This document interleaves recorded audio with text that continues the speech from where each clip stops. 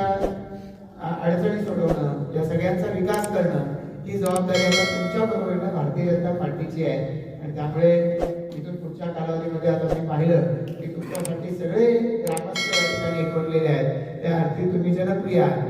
त्यामुळे येणाऱ्या कालावधीमध्ये तुमच्या माध्यमातून या सगळ्या लोकांना विश्वास पटेल अशा पद्धतीचा विकास करण्यासाठी आम्ही इकडचे तुमच्या सोबतचे सर्व सहकारी कटिबद्ध आहोत याची ग्वाही देतो. पुन्हा एकदा तुमचं सगळ्या सहकार्याचं भारतीय जनता पार्टीमध्ये आम्हा सर्वांच्या वतीनं स्वागत करतो आणि थांबतो. जय हिंद, जय महाराष्ट्र. जयेंद्र शेळके यांचं आम्ही भारतीय जनता पार्टीमध्ये स्वागत करतो. एक अतिशय उत्साही असा कार्यकर्ता, ते ग्रामपंचायत सदस्य होते.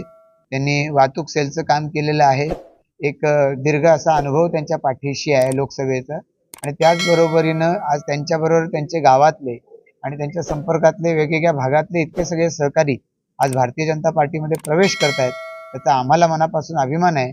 त्यांच्यासारख्या एका सहकार्याच्या येण्यानं निश्चितपणानं भारतीय जनता पार्टी आमच्या प्रभाग क्रमांक 3 मध्ये बळकट झालेली आहे. या सगळ्या परिसरामध्ये वेगवेगळ्या पद्धतीचा समाज राहतो. या सगळ्या परिसरामध्ये देशभरामधून लोक वेगवेगळी राहायला आली आहेत. पण मला असं पाहायला मिळतं की ही सगळी लोक त्यांच्याबरोबर जोडली गेलेली आहेत.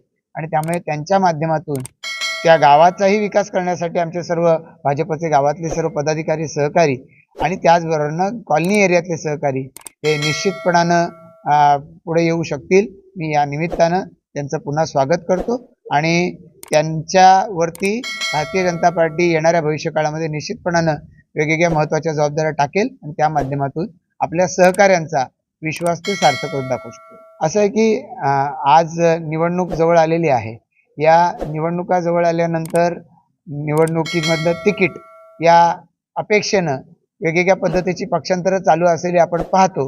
मला अभिमान आहे की जयेंद्र शेळके तिकिटाच्या अपेक्षेनं आमच्याकडे आलेले नाहीत. माझ्या सहकाऱ्यांचा विकास झाला पाहिजे या भावनेतून ते आमच्याकडे आले. मी त्यांना याबद्दल मनपूर्वक धन्यवाद देतो.